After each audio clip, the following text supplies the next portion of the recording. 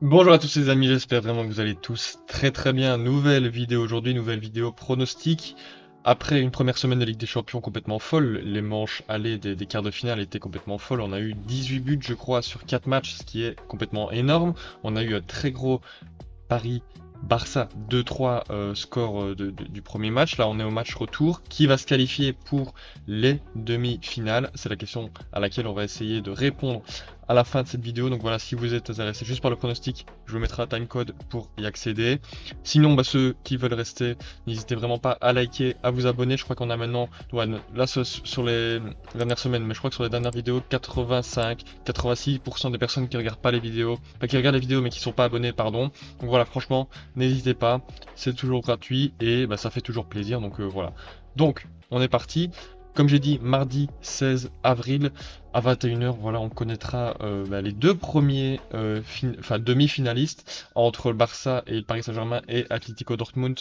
Avantage pour le moment au Madrilène 2-1 par rapport au Borussia Dortmund. Donc voilà, on connaîtra la première demi-finale à l'issue du mardi soir. Donc voilà, le premier match aller, comme j'ai dit, était complètement fou. On avait fait d'ailleurs une vidéo analyse sur la chaîne. Donc voilà, si vous voulez la voir, n'hésitez pas, je vous la mettrai en fiche juste là à droite.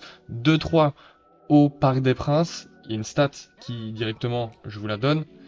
Personne, aucun club français entre guillemets, n'a jamais renversé la situation une fois qu'ils ont perdu à domicile en Ligue des Champions. Donc voilà, c'est vrai que c'est quand même compliqué pour les Parisiens vu de cette stat, mais voilà, évidemment, ça veut rien dire.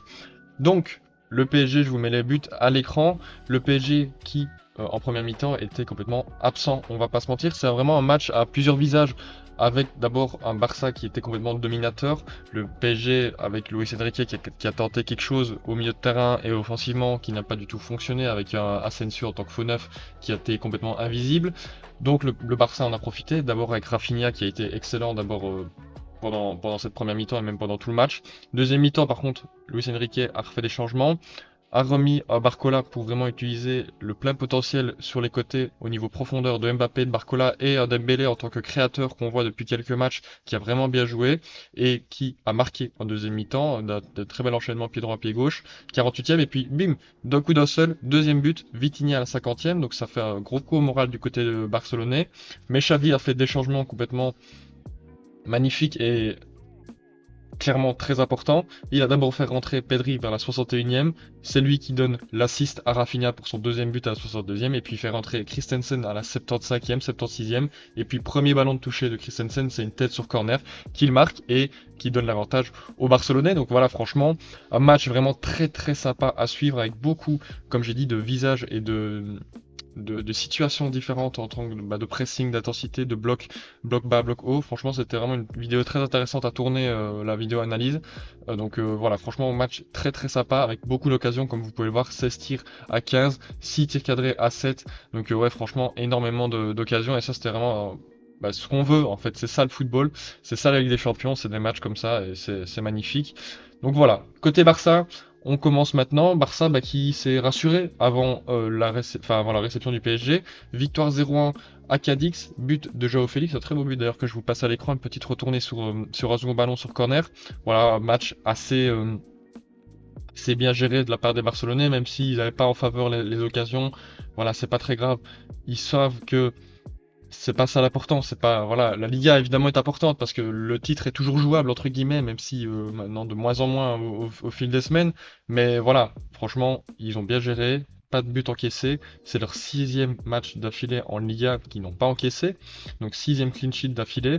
Et ouais, ça franchement c'est plutôt pas mal parce que défensivement, c'est vrai qu'il y a eu un petit coup de moins bien aux alentours du mois de janvier-décembre.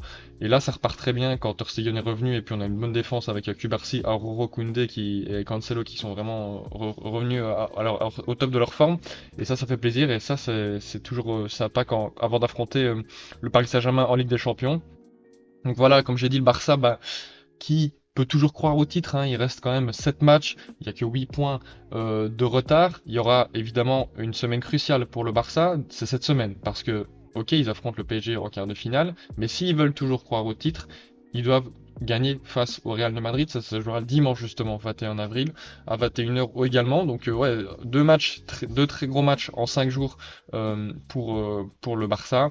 Donc ouais, franchement, ça va être très intéressant et c'est peut-être le match qui va définir qui sera champion, entre guillemets, est-ce que le suspense continuera ou alors le Real prendra le large et là ce sera fini, je pense, jusqu'à la fin de la saison. Mais donc voilà, semaine très importante pour les Barcelonais et ça passe d'abord par une très grosse performance face au Paris Saint-Germain à Montjuic. Donc voilà, au niveau de la compo utilisée, on va pas se mentir, il a fait tourner. Il a bien eu raison, Xavi, de faire tourner. Contre le 18e du championnat de Cadiz, voilà, il a aligné Ter Stegen, ça c'est normal. Christensen qui ne jouera pas le match retour. Cubarsí, Forte, Alonso à gauche, le triplet au milieu de terrain, Sergi Roberto, Romeu, Lopez, Roberto non plus qui ne disputera pas le match retour. Et puis en attaque, que les joueurs qui n'ont pas disputé, qui n'ont pas commencé face au PSG, Victor Roque, Torres et Joao Félix. Et donc voilà, franchement, bien géré de la part du Barça. Les deux seuls blessés restants, c'est Gavi et Alejandro Balde du côté du Barça. Mais c'est vrai que il y a eu 2 suspendus. Comme vous pouvez le voir, il y avait quand même pas mal de joueurs qui pouvaient être, qui avaient un risque de suspension. Il y avait Lamine Yamal, il y avait Sergi Roberto, il y avait Frenkie de Jong, il y avait Aroro, il y avait Ferran Torres, Joao Félix Christensen. Et les 2 qui ont pris, c'est Sergi Roberto et Christensen quand il est rentré, quand il est monté au jeu. Donc voilà, c'est vrai que ça peut jouer quelque chose, même si bon, il y a de la ressource. Et heureusement pour le Barça, il y a le retour de Pedri et de De Jong au meilleur des moments, on va pas se mentir. Mais là, on va faire juste voilà, une petite projection, j'ai envie de dire, offensive du Barça pour vous montrer ce qui a vraiment bien fonctionné face au PSG, et c'est tout de suite. Donc voilà, c'était juste le temps de prendre le stylo. Donc comme j'ai dit, c'est Sergi Roberto et Christensen qui ne seront pas là au match retour. Ce qui va pas trop changer les choses, je pense, comme j'ai dit, avec le retour de Pedri et de Jong pour ce match, c'était vraiment très important pour le Barça. Mais ce qui a vraiment bien fonctionné, c'est la doublette offensive entre guillemets Rafinha-Lewandowski. C'est vrai que la Yamal, on l'a pas trop vu dans ce rôle vraiment de celui qui colle la ligne, l'ailier qui colle la ligne. Lewandowski a vraiment été très important pour les ressorties de balles, notamment grâce, voilà, quand il y avait un pressing du PSG, je vous mets quelques images à l'écran. Quand il y avait un pressing du PSG, ça permettait à Ter Stegen d'aller chercher, de sauter les lignes tout simplement, parce que Lewandowski avait quand même un gros bagage physique, peut facilement se retourner, temporiser et après redistribuer. Donc ça c'était vraiment très intéressant. Et c'est vrai que bon, quand t'as Beraldo, un petit jeune qui vient sur Lewandowski a beaucoup plus d'expérience et bon, voilà, est beaucoup mieux dans ce rôle-là. Rafinha qui c'était prévu ça, aller vraiment à l'intérieur du jeu, entre Lewandowski, De Jong, Gundogan pour vraiment apporter un surnombre au niveau axial et ce qui permettait à Cancelo tout simplement de monter et de pouvoir prendre l'espace sur le côté. Donc ça c'était vraiment très très intéressant. On a vu un milieu très très mobile, beaucoup de mobilité et quand Pedri est rentré, il a vraiment fait beaucoup de bien avec cette passe magnifique sur Rafinha. Et c'est vrai que Cubarsí aussi a été très intéressant, notamment sur les passes pour aller chercher Lewandowski, pour casser des lignes. Il a vraiment été très intéressant et ça c'est grâce à sa grosse qualité de relance pied gauche. Donc voilà, c'est ça qui a vraiment bien marché du côté du Barça, surtout en première mi-temps. Mais c'est vrai qu'en deuxième mi-temps aussi ça a plutôt bien fonctionné.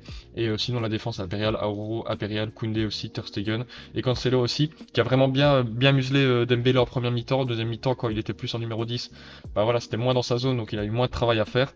Mais voilà, du côté du Barça, ce qui a vraiment bien fonctionné, selon moi. Maintenant, on continue du coup sur la vidéo et la compo probable pour le FC Barcelone dans ce match.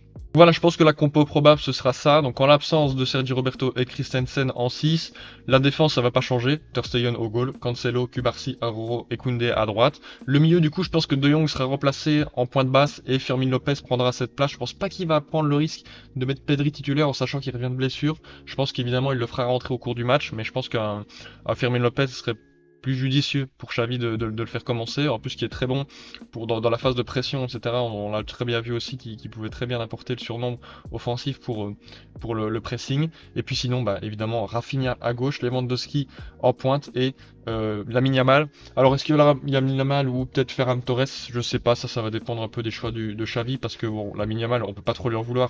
Il n'a pas été non plus flamboyant dans ce match, mais il a eu son rôle à jouer, notamment défensivement sur la double couverture sur Mbappé, etc. de Mendes. Donc voilà, pourquoi pas.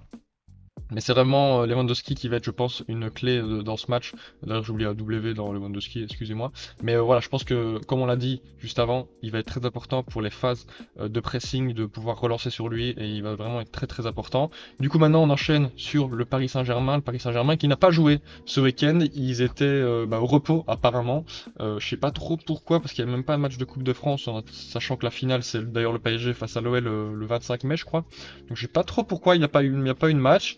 Mais bon, tant mieux pour les Parisiens, entre guillemets, parce que ça permet aussi une meilleure récupération, etc. pour tous les joueurs.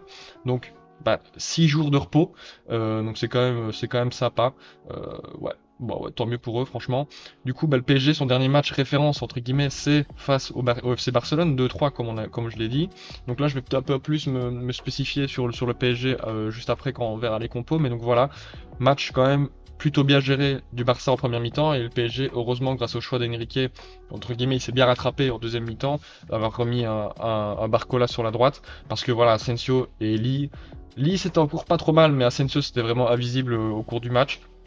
C'est vrai qu'aussi il y avait l'absence de Hakimi qui, du coup, a forcé Marquinhos à aller sur la droite, mais voilà, c'est vrai que Zaïre Emery aussi c'était étonnant de l'avoir mis sur le banc. Mais voilà, côté PSG, ce qui s'est passé du côté du Barça, c'est vraiment un non-match entre guillemets en première mi-temps et un match beaucoup plus intéressant en deuxième mi-temps. Et voilà, entre guillemets, j'espère qu'il va pas répéter les mêmes erreurs parce que là il va falloir tout de suite commencer bien la rencontre. Les seuls blessés côté PSG c'est Sergio Rico et Kipembe.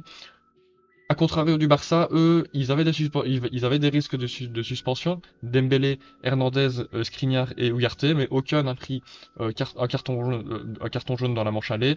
Il y avait juste, évidemment, Hakimi qui manquait, lui qui était suspendu pour le match aller, donc il sera là, évidemment, pour le match retour. Donc, ouais, franchement, côté PSG, ça a vraiment pas très bien fonctionné, le trio d'attaque, Asensio, faux neuf.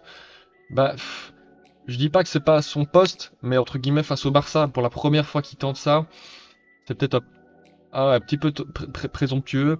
Et voilà, Lee c'était pas mal, mais c'était pas non plus Zaïre Emery qui était vraiment là pour beaucoup mieux pour récupérer des ballons, qui jouait vraiment bien en combinaison avec Vitinha, comme on l'a vu plusieurs fois quand il est rentré. Et à Barcola aussi, c'était vraiment mieux pour aller chercher de la profondeur. C'est vrai que c'était assez bizarre de choisir un système de plus de contrôle, de combinaison. Surtout en attaque, alors que tu as des Mbappé, des Dembélé et des Barcola qui vont très très vite en profondeur, en sachant qu'en plus le Barça était quand même assez friable au niveau profondeur, surtout on l'a vu en deuxième mi-temps, etc. Donc c'est assez bizarre le choix de Enrique, mais bon, voilà, tout n'est pas fini, il n'y a qu'un but d'écart. Il faut gagner par un but, enfin par 2 buts d'écart pour se qualifier. Donc voilà pour le PSG en tout cas. C'est vrai que voilà au niveau de la compo du coup ça va pas changer grand chose. Mendes à gauche qui a été très très bon, Beraldo Hernandez en charnière, Hakimi à droite du coup, peut-être qu'il mettra Marquinhos en charnière, bon je verrai bien, enfin il verra bien. Sinon le milieu, Zaïre Emery pour moi doit être titulaire, Ruiz a fait une pas mauvaise rencontre franchement, et Vitinha très très grosse rencontre lui en point de basse, franchement il se révèle à ce poste. Et puis en attaque, Mbappé qui j'espère se montrera un peu plus dans le jeu et sera un peu plus tranchant offensivement, et Dembélé lui, j'espère qu'il va commencer dans son rôle de numéro 10 parce que en deuxième mi-temps, il a vraiment été très très important et il s'est créé beaucoup d'occasions, s'est procuré beaucoup d'occasions, beaucoup de tirs. Notamment, on se souvient de ce tir sur le montant de Ter Stegen. Et Barcola aussi qui a eu ses occasions, qui a été très important. Je pense que c'est lui qui peut débloquer une situation dans ses appels en profondeur. Il manque juste un petit peu de finition et il peut être vraiment vraiment très intéressant, Barcola. Il manque vraiment pas grand-chose. Donc voilà, maintenant on en part dans mon pronostic, avec d'abord les cotes, évidemment, selon les bookmakers. Le FC Barcelone part favori, ça m'étonne pas au vu du match aller, 2,15, le nul à 3,60 et le Paris Saint-Germain à 3. Donc voilà, je pense que c'est logique, c'est assez logique. Le match nul, par contre, m'étonne un peu au niveau de la cote. Mais c'est vrai que tu mets une des deux équipes, enfin surtout le PSG doit gagner, donc c'est normal que le nul aussi soit un petit peu plus élevé. Mais voilà, en tout cas, mon pronostic, c'est maintenant. Et moi je pars justement sur ce match nul. Je pense que le Barça va pas fermer boutique. Attention, je ne dis pas ça, mais je pense qu'ils vont être plus prudents. Je pense qu'un Cancelo, par exemple, ne va pas autant monter qu'il l'a fait au match aller, parce que il y a plus besoin finalement de marquer. Côté Barça, il suffit juste de faire un match nul. En fait, un match nul les arrange. Je pense pas non plus qu'ils vont fermer boutique, comme je l'ai dit, mais ils vont pas tout donner offensivement. Je crois qu'ils vont juste essayer de prendre en contre ce qui a très bien fonctionné grâce à Rafinha, et peut-être Lamine Yamal du coup de l'autre côté si ils l'ont travaillé. Mais c'est vrai que Rafinha était très important, notamment dans l'axe, mais aussi en profondeur pour venir chercher très haut, parce que bah on sait bien qu'Hakimi va beaucoup monter, donc peut-être le reprendre dans son dos. Donc voilà, je pense que le Barça va peut-être jouer comme ça, et le PSG, bah lui, va plus jouer du coup dans le camp, va presser, et donc voilà pourquoi je mets un match nul. Donc 2-2, je pense qu'il va y avoir des buts, ça c'est obligé. Je pense que franchement, c'est deux équipes qui vont jouer quand même les coups. Et défensivement, le Barça est peut-être un peu mieux, mais c'est vrai que quand t'as une attaque pareille de Paris, bah, c'est normal de prendre des buts. Donc voilà pour ce match. Sinon, bah, j'ai mis Lewandowski buteur parce que c'est lui qui a été très important. Je pense qu'une petite occasion en ce moment et il la mettra au fond. Et Rafinha parce que ouais, c'est lui l'élément qui a été vraiment l'élément clé du Barça au match aller, donc je pense qu'il le sera aussi au retour. Et puis du côté du Paris Saint-Germain, comme j'ai dit, Barcola qui peut être un élément clé si la finition est là. Et côté Mbappé, bah voilà, si voilà, Mbappé, tu lui laisses pas 50 occasions non plus et il la mettra au fond. Donc voilà pourquoi je mets ces deux-là buteurs côté Paris Saint-Germain. Et donc voilà pourquoi je mets match nul. Et donc ça ferait qualification du Barça en demi-finale. Je pense qu'il la mérite si au deuxième match, ils font un match aussi bien qu'au match aller. Je pense qu'il la mériterait. Mais donc voilà pour ces deux matchs. Et donc voilà les amis, j'espère vraiment que vous avez kiffé la vidéo. Si c'est le cas, n'hésitez pas à liker, à vous abonner. Demain, évidemment, il y aura deux vidéos, le pronostic du match retour entre le Real et Manchester City et Arsenal et le Bayern Munich. Donc voilà, je vous dis à demain pour ces deux vidéos. Ciao ciao.